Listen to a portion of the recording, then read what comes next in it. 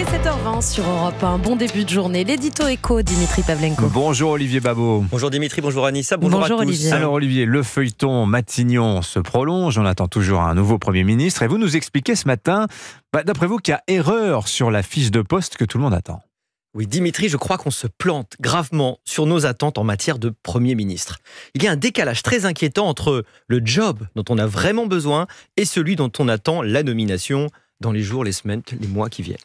Pour le dire simplement, la France s'apprête à mettre un médiateur familial à sa tête. On fait comme si l'enjeu était de nommer un rassembleur, quelqu'un qui plaise à tout le monde, qui ne fasse pas de vagues et gagne à l'applaudimètre de l'Assemblée.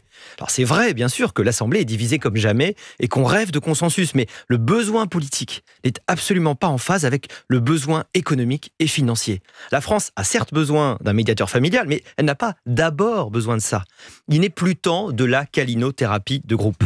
La vraie fiche de poste est plutôt celle d'un manager de transition, et ce, pour éviter demain le syndic de faillite. Alors que ferait ce manager de transition? Puis d'abord, c'est quoi un manager de transition? Alors, il faut effectivement le préciser, Dimitri, un manager de transition, il intervient dans une entreprise qui va mal, qui a besoin d'une profonde transformation.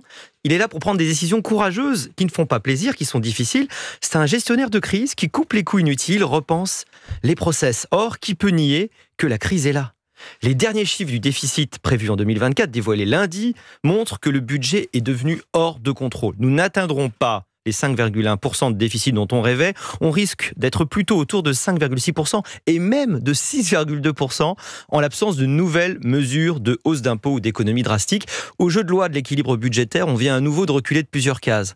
Tous nos engagements en termes de trajectoire budgétaire deviennent des promesses vides puisque nous n'avons même pas commencé à prendre la direction du sérieux, même de loin, même en rêve. Et c'est sans parler du budget 2025 pour lequel nous sommes dans un brouillard inouï.